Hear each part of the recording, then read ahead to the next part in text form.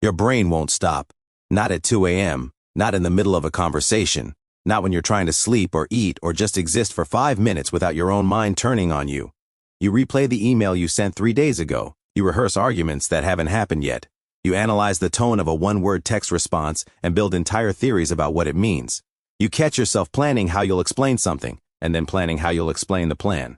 And then comes the guilt, because you know you're doing it. You watch yourself overthink, and then you start overthinking the overthinking. People around you say the same things. Just stop thinking about it. You're overcomplicating things. You need to relax, as if you haven't tried, as if there's a switch somewhere inside you that you simply forgot to flip. But here's what they don't understand, and what psychology is finally starting to catch up to. You are not broken. You are not anxious because something went wrong in your wiring. You are running a system that was built for a world with much higher stakes than the one you're currently living in. And that system, that relentless, exhausting, beautiful system, is one of the most sophisticated cognitive engines a human being can possess. The question is not how to turn it off. The question is how to understand what it's actually doing. Here's the first thing you need to know. Overthinking is not a thought problem. It's a threat detection system stuck on high alert. Psychologists call it hyperactive threat appraisal. Your brain has learned, usually through experience, that the world is unpredictable, that people can turn on you, that one wrong move, one misread situation, one moment of letting your guard down can cost you something real. So it does what any intelligent system does. It prepares, obsessively, exhaustively, for every possible outcome. Think of it like a smoke detector that's been installed in a kitchen where the fire was real once. It doesn't know the danger has passed. It just knows its job is to keep you safe. And it takes that job seriously enough to go off every single time you burn toast. The problem isn't the detector. The problem is calibration. Here's the second truth, and this one changes everything. Overthinkers are not weak. They are almost always the most perceptive people in the room. Research published in the journal Creativity found a direct correlation between high levels of spontaneous thought, mind wandering, rumination, mental simulation, and superior working memory capacity, deeper empathy, and stronger creative problem solving.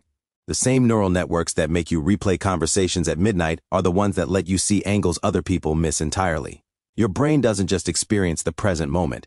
It time travels. It runs simulations. It builds complex models of what people are thinking, feeling, and likely to do next. That's not a disorder. That's advanced social cognition. The overthinker who drives everyone crazy with, "But what if?" is the same person who catches the flaw in the plan, who anticipates the problem before it becomes a crisis, who protects the people they love from outcomes no one else saw coming. You are not too much. You are running too much processor power on a system that was never given proper instructions for when to stop. Now here's the part that cuts the deepest. Most overthinkers are not afraid of the unknown. They are afraid of being caught off guard by it. There's a difference. Uncertainty itself isn't the terror. It's being blindsided by it. So your brain does something completely logical. It tries to eliminate uncertainty in advance. It runs every scenario. It covers every angle. It tries to think its way into a version of the future where there are no surprises left. But this is where the system breaks down. Because the future is fundamentally uncontrollable, and every attempt to think your way to certainty is like trying to hold water in a closed fist. The harder you grip, the faster it slips through.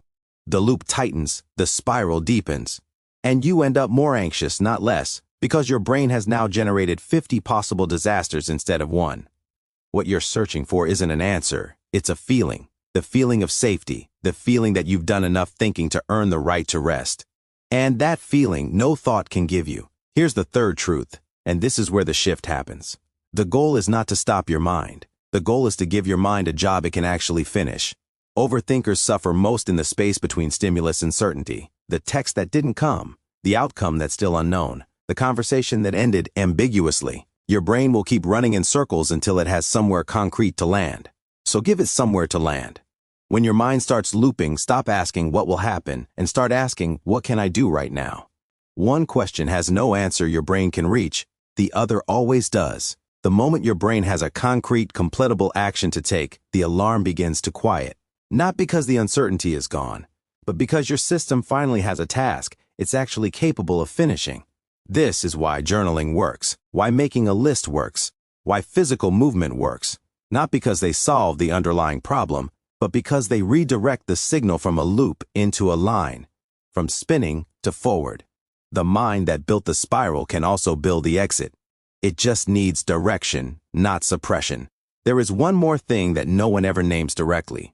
Overthinkers carry a particular kind of loneliness. Not the loneliness of being alone, but the loneliness of living at a depth that most people around them aren't willing to go to.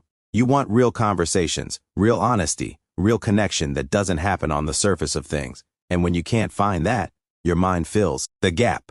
It turns inward. It starts a conversation with itself that never quite ends. This is why finding even one person who can meet you at that depth changes everything. Not because they quiet the thinking, but because suddenly the thinking has somewhere to go that isn't just back into the spiral. You were never made for shallow water. Stop apologizing for needing depth. And here is what I most want you to hold on to. Your overthinking has probably cost you sleep. It's cost you peace. It may have cost you relationships where you analyzed the love so carefully that it started to feel like something else entirely. But it has also made you extraordinarily careful with the people you commit to. It's made you someone who thinks before they speak and means it every single time they do. It's made you loyal in a way that shallow people cannot comprehend because you've already thought through every way something could go wrong and you chose it anyway. That is not a flaw. That is devotion with its eyes wide open. You are not someone who thinks too much. You are someone who was never taught how to direct that thinking towards something worthy of it. The world doesn't need you to think less. It needs you to aim better. Stop trying to quiet the mind. Start learning to steer it. If something in this hit you differently than you expected, drop it in the comments. I genuinely want to know which part stopped you in your tracks. And if you've been watching this channel without subscribing, this is your sign. Hit that button right now.